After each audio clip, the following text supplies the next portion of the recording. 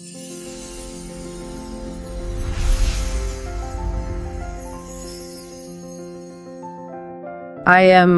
really glad you're joining us today. Absolutely. Thanks for having me. Because whether you are an aspiring creator, sketching out ideas on your lunch break, or maybe a side hustler, putting in the hours after the kids go to sleep. Or just someone looking to kick a little more ass at your day job without burning out. Exactly. You are exactly who we are talking to right now.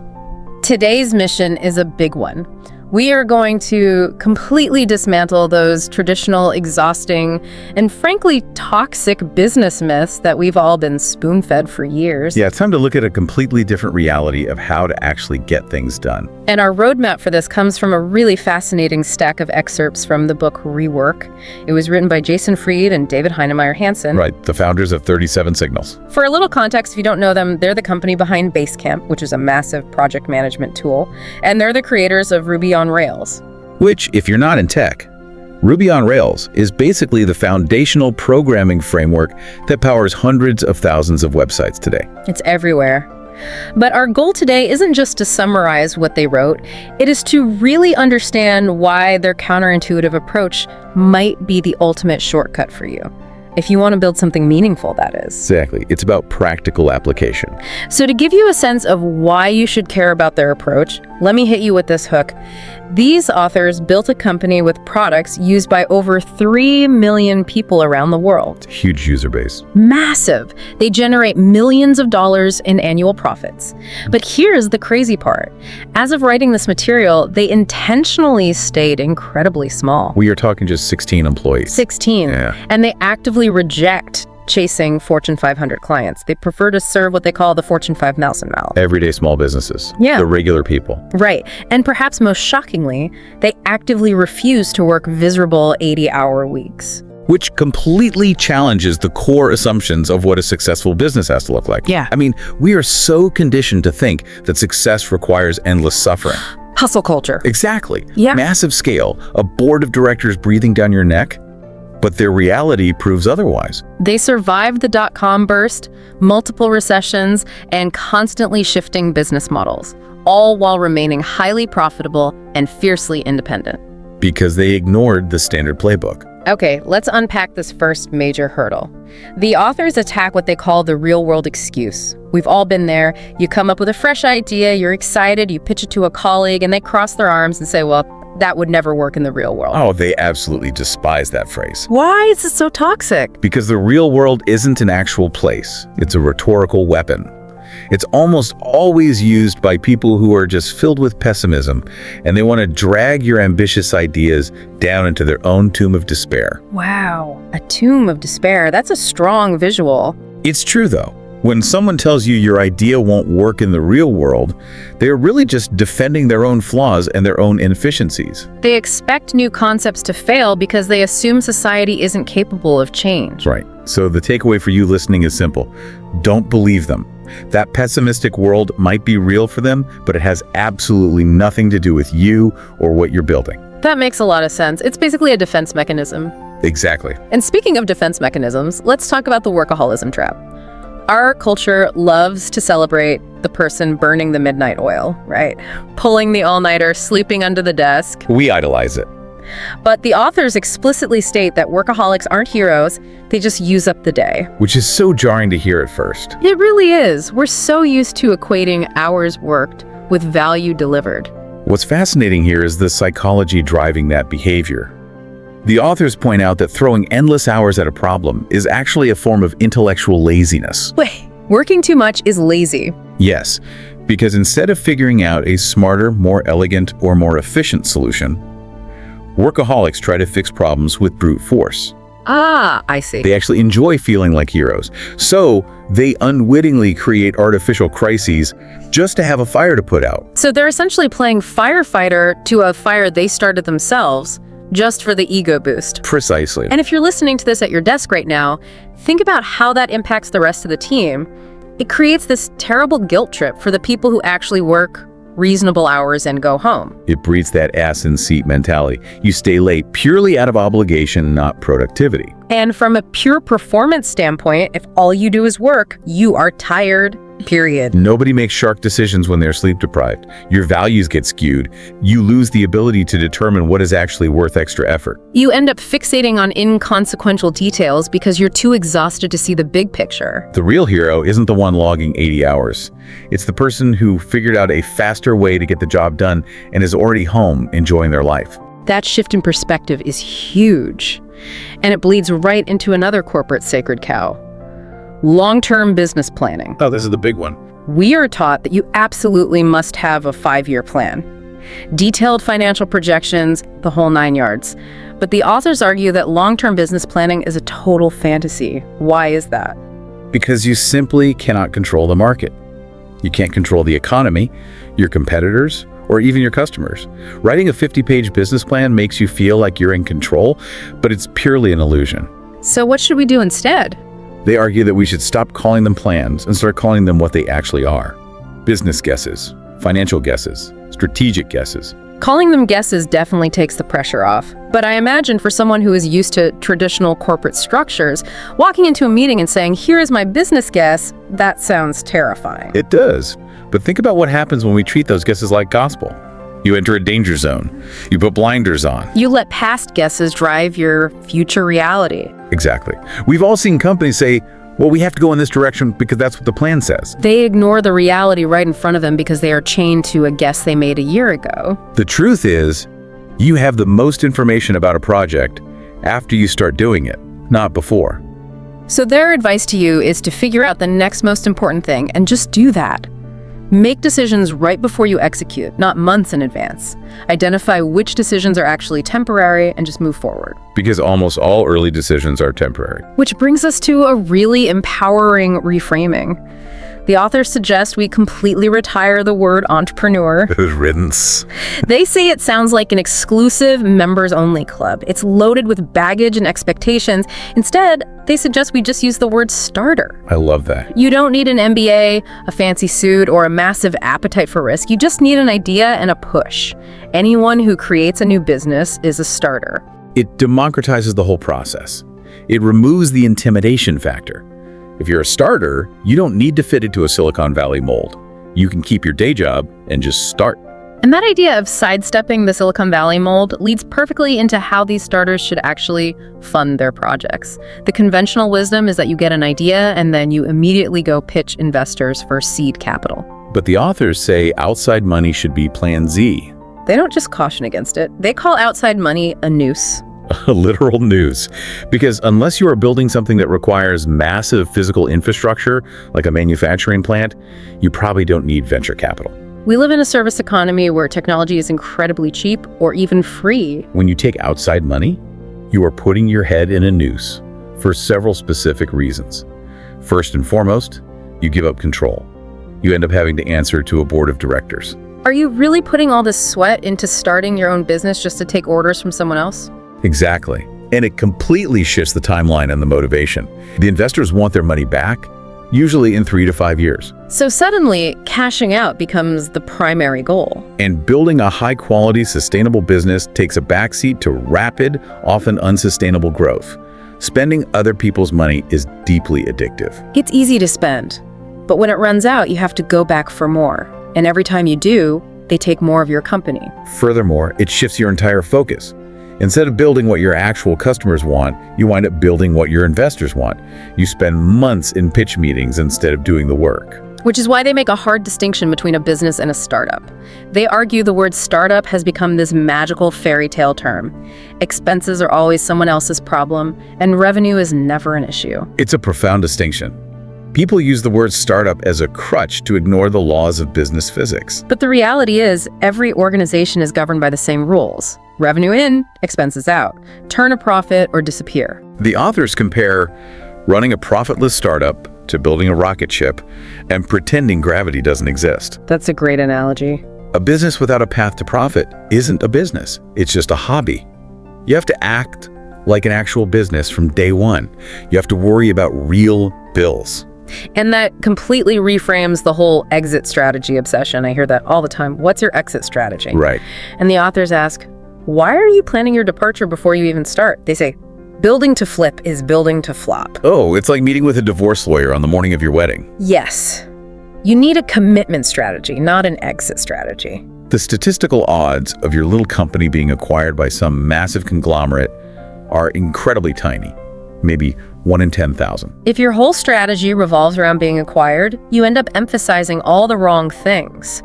You focus on making yourself attractive to a buyer instead of making your customers love you. And honestly, if you do manage to build a great, profitable business that you love running, why on earth would you want to sell it? Keep a good thing going. Here's where it gets really interesting. If we're not taking outside money, we're going to face constraints.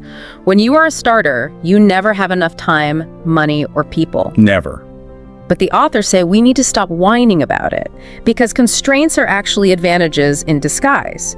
And they use this incredibly visceral analogy: prisoners making weapons out of soap or spoons. It is an extreme analogy. Very extreme. Obviously, they aren't telling you to go shank someone, but the point is, prisoners make do with what they have. It perfectly illustrates how limited resources leave absolutely no room for waste. And that forces true creativity. They point to literature, too. Shakespeare reveling in the incredibly strict constraints of the 14-line sonnet. Or Ernest Hemingway forcing himself to use simple, clear language for maximum impact. They even point to The Price is Right, which has been on the air for over 30 years, based entirely on one simple constraint. How much does this item cost? I love the Southwest Airlines example they use too.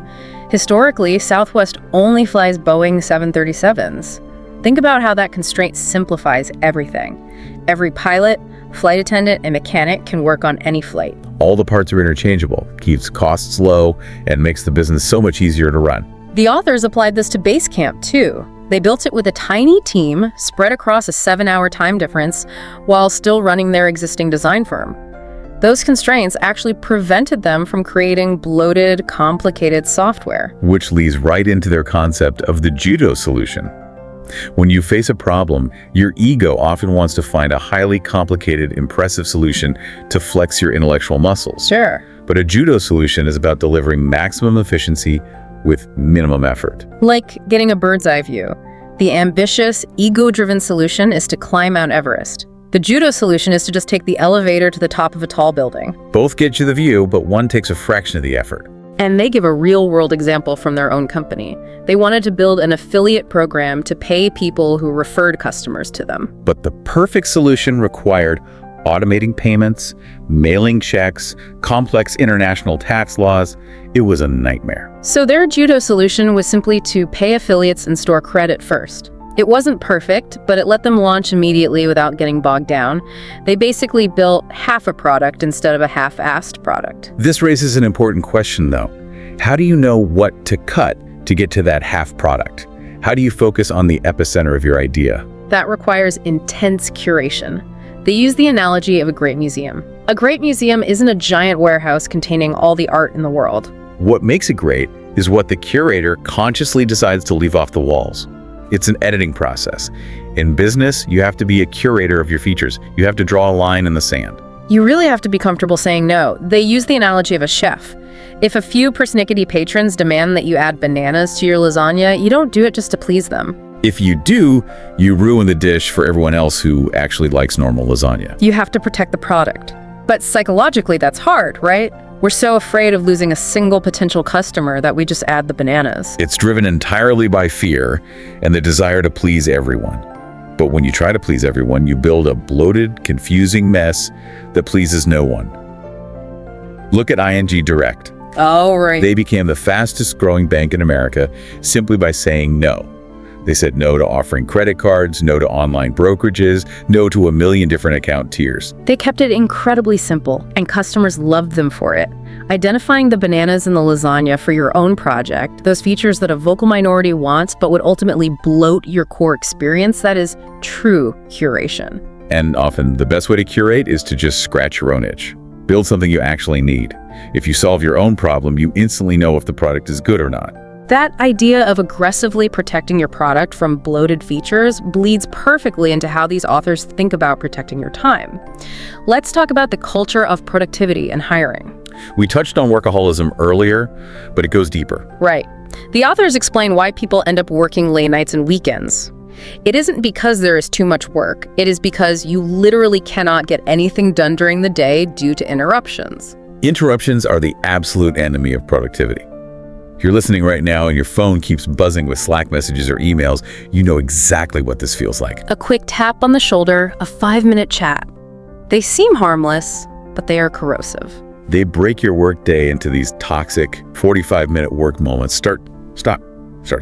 You cannot get meaningful, deep work done in fractions of an hour. The authors advocate for getting into what they call the alone zone, long stretches of completely uninterrupted time where you turn off your phone, shut down your email, and just do the work. And the worst interruptions of all, meetings. The authors argue that meetings are toxic, and the people who love meetings the most are what they call delegators. In a small team, everybody have to be producing. There is no room for people whose only job is to tell other people what to do. Delegators are dead weight. They clog the pipes with busy work. And when they run out of real work to assign, they just invent more. Meetings are a delegator's best friend because it's the only place they get to feel important while simultaneously pulling everyone else away from actual productive work. So if you're a starter and you shouldn't hire delegators, what are the rules for hiring? How does one person do the work of a whole department? The first rule is simple but demanding. Do it yourself first. For the first 3 years, the founders of 37 Signals did all their own system administration, meaning setting up and maintaining all their own servers and tech infrastructure. And they answered all their own customer support emails. It is brilliant because it ensures you intimately understand the nature of the work. When you finally do hire someone, you know exactly what a job well done looks like. You know how to write the job description and whether it needs to be full-time or part-time. You also become a much better manager because you have actually walked in their shoes and understand the pain points of the role. And when do you finally hire? The rule is only when it hurts. That's right. Never hire for pleasure. Hire to kill pain. Apply a new hire like a Band-Aid. If you hire before you absolutely need to, just because you have the budget or you want to feel like a bigger company, you end up with talented people sitting around with nothing important to do. Which leads to artificial work, which leads to artificial projects, which adds real costs and deep complexity to your business. And when you are in enough pain to hire, they say to completely ignore resumes and GPAs. Instead, look for 2 things. First, hire managers of 1. These are people who set their own goals and execute them without needing daily check-ins or hand-holding. Second, hire great writers. Why is writing so uniquely important? Because clear writing represents clear thinking. A great writer knows how to communicate, how to make things easy to understand, and how to put themselves in the reader's shoes. Especially in today's highly remote, text-heavy work environment, being a good writer is absolutely essential. It cuts down on the back and forth and keeps the team moving forward. Exactly. So, what does this all mean for company culture? The authors summarize it beautifully. They're not 13. You have to treat your team like adults. Treating employees like children, making them ask permission for every tiny thing, creates a culture of non-thinkers. It breeds resentment. The authors point out how absurd it is to ban employees from checking YouTube or Facebook. That time doesn't magically convert into productive work. People need mental diversions to break up the monotony of the day. Policing it costs far more in surveillance software, IT time, and lost trust than whatever time was theoretically wasted. Trust your people, and furthermore, send them home at 5 p.m. You don't actually want 20-somethings sleeping under their desks. You want busy people who have a life outside of work.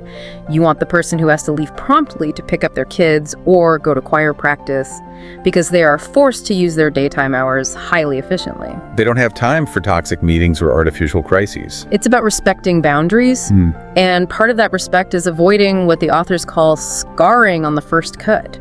The moment one employee makes a mistake, say someone wears shorts to the office, the natural corporate reaction is to write a massive company-wide dress code policy. But policies are just organizational scar tissue. They are collective punishment for an individual's mistake. Instead of creating a bureaucracy, just take that one person aside and tell them not to wear shorts again. Don't make a rule unless it's of a problem that happens over and over. As we wrap up this deep dive, let's just recap how empowering the source material really is for you. You don't need millions in venture capital. You don't need a massive team of delegators. You don't need to quit your day job right now. And you certainly don't need to grind yourself into dust working 80-hour weeks. You can use cheap or free tools, embrace your constraints to fuel your creativity, and just start putting your idea out into the world. You can build an incredibly successful, highly profitable operation while remaining small and focused. It really is a refreshing dose of reality against the toxic hustle culture we see so often. It really is. And I want to leave you with one final, incredibly powerful concept from the very end of the source material. It's about the nature of inspiration. We all have ideas, and ideas are immortal. They last forever. But inspiration is perishable. It has an expiration date, just like fresh milk. That is such a vital point. When you are hit with inspiration, it acts like a productivity time machine. You can get 2 weeks of work done in 24 hours when you are really buzzing with it. But if you put it on a shelf, if you say, I'll get to that in 2 months when things calm down, that inspiration will have soured. It will be gone. So if this deep dive has sparked something in you, if you suddenly know what your judo solution is, or what feature you need to curate out of your project, do not wait. Swear off the weekend, get yourself into the alone zone, and dive in right now while the inspiration is fresh. Thank you so much for joining us on this deep dive. Now get out there and start making something.